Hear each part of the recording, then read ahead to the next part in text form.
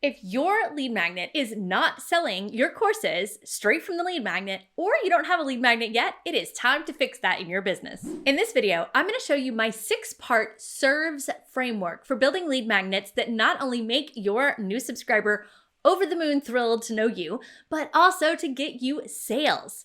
It is the same framework that I use with me and my clients, and I developed it over time because I was tired of seeing all these crazy lead magnets that are like 800-page long PDFs. Ain't nobody got time for that. So as we get started, let me know in the comments if you are creating your first lead magnet after watching this video or your next one. Comment first for first and next for next. Hi, I'm Monica Snyder, and I'm thrilled to have you here. On this channel, you can expect to learn how to create passive income stacks using digital products, email marketing, and supercharged systems like this lead magnet. So let's jump on into this 6-part lead magnet that serves you and your customer. SERVES is an acronym that helps me remember how to create this lead magnet every time that I go to create one, because lead magnets are something you generally create quite a bit in your business. Now, the first S stands for solves one struggle. We're going to talk about that because here's what I see. A lot of people build these crazy lead magnets that are trying to solve all the problems for their reader all at once.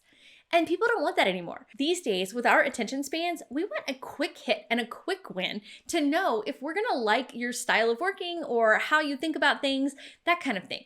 So no longer are you gonna create a 70-page ebook, okay? Promise me that you won't. You're looking for a quick dopamine hit or a big aha moment that shifts the way that your new subscriber is going to think. When you're able to do that, your prospect immediately trusts you more and is more likely to buy from you because of 2 reasons. Well, first is human nature. When we give something to somebody and they change the way we think about it, we immediately like them more and want to do the same for them. And the second reason it helps you sell more is because you haven't given them so much that they're overwhelmed and they feel like they have to go do all this work before they can move on to the next thing with you. And this is why it's really important to keep it to one struggle, because if you're trying to solve all the things, they're gonna go off and try to do all those things before coming into your course and actually doing them with the best support possible. And if you're watching this channel, I am sure that you wanna give your people the best support possible. If that's true, hit that like button so that I know. Now, you're probably wondering, how do you find the right struggle, right? Like, my people struggle with all kinds of things. And I just want to give you some tips and tricks around this, so might want to grab a notepad. What I want you to do is just grab a piece of paper and write down 5 to 7 things that your product can help people, solve.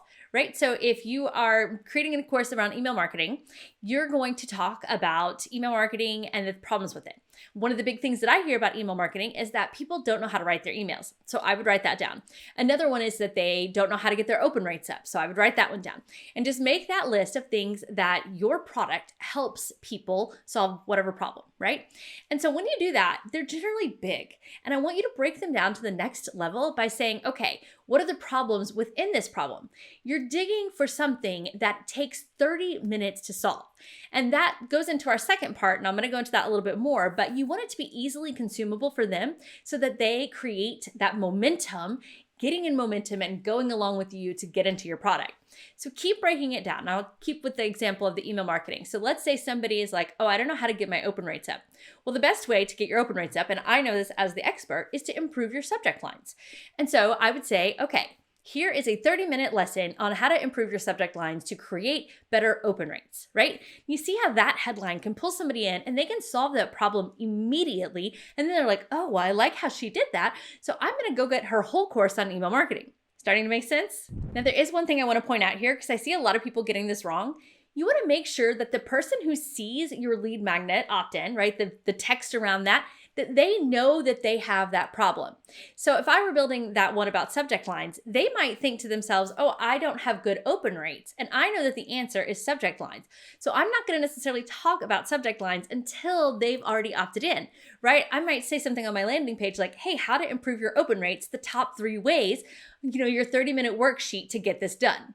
You see, I didn't talk about subject lines there, but I know that the answer is subject lines. So you sort of want to keep that answer to yourself for after the opt-in, but they also have to know that they have a problem with their open rates in this example. So whatever problem they think they have, so don't tell them the solution yet, meet them where they are with their problem and then bring them to the solution.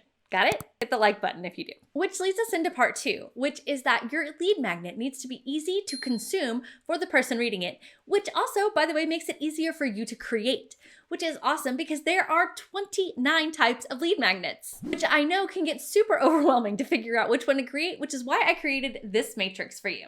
And I'll pop it up big on the screen while I talk about it so that you can see what I'm talking about. Now, this matrix shows you along the up and down side. This is the person coming onto your email list, right? So how easy is it for them to take this in? And in the top part of this, we have, the assessments, the case studies, the things that are pretty easy for them to consume. Now, across the bottom, we have how hard it is for you to create versus how easy it is for you to create, which is why in that top right corner, the green corner, you're going to want to stick to these for your frequent lead magnets. And don't get me wrong, there's always a place and time for something like a challenge or a webinar or a quiz or things like that. But your really fast ones that you want to go to market and test with are going to be in these top right. So your audits, your cheat sheets, your swipe files, things like that are easy to create and easy for your person to get a quick win. Those lead magnets are gold. Now that's going to bring us into part 3, which is the relationship ramp. And I see people getting this wrong all the time because what they miss about building a relationship is that really it's all about managing and setting expectations. Now, I've learned this from years of screwing up friendships and things like that. But I have learned that if I have a conversation with somebody and I learn to set expectations and make those clear up front, then things just work out better. I mean, I may be the only person in the planet, maybe not the only one, but one out of a few that actually had conversations with my now husband along the way through our relationship is like, what do you expect of a girlfriend? What do you expect of a wife? What do you expect of a mother?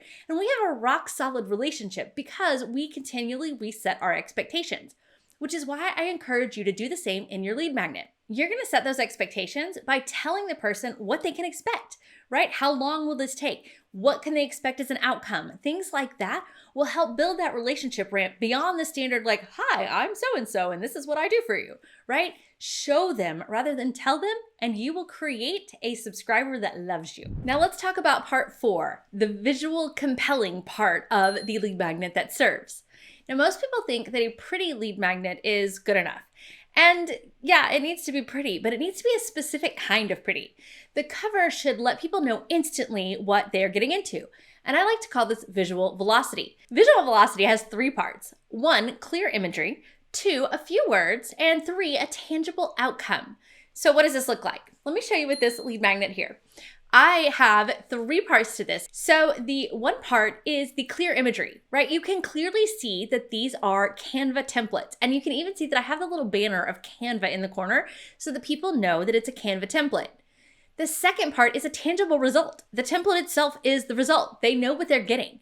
And the third part is the few words. It says templates, right? So if you look at this image, you immediately know what you're getting out of this lead magnet. This lead magnet converted so well for me because of this visual velocity. When people hit my landing page, 72 out of every 100 opted in. That's just bananas, right? And this is why visual velocity is so important. So remember, you're trying to get visuals that put together a speed of understanding so that people take action. And you have to have something that they want, and it has to be obvious. Just go over the top obvious. And pro tip, this does not just apply to your landing pages or your lead magnets. You should add it to your sales pages and all over the place, because the faster that people understand what it is that you can provide them, the faster they can take action and the better off everything is. If you liked this concept of visual velocity, hit the like button, because I would love to know if you want to know more about it. And if you hit the like button, I'll know if I should make more videos on it. And that brings us to part 5, which is to explain the new problem. But that sounds like a lot. Really, all you're doing is presenting them with the next problem. Now, you may be wondering how to blank, where the blank is the next problem that they're going to have. So for example, with my lead magnet templates, it may be, now you may be wondering how to take these lead magnet templates and turn them into a funnel that brings you leads every day. That's it. It's that simple. That is the E part, the explains the new problem. You're just going to use that as the transition into step 6, which is to present them with your solution, which is suggesting the next steps. So it goes together like this. Now you might be wondering how to take these lead magnet templates and turn them into a system that creates leads and subscribers for you all day, every day, and actually has people selling your product. Well, that's awesome because I have created a course just to teach you that. It's called Automated Audience, and I've got all the details below. You can just click to find out and see if it's a right fit for you.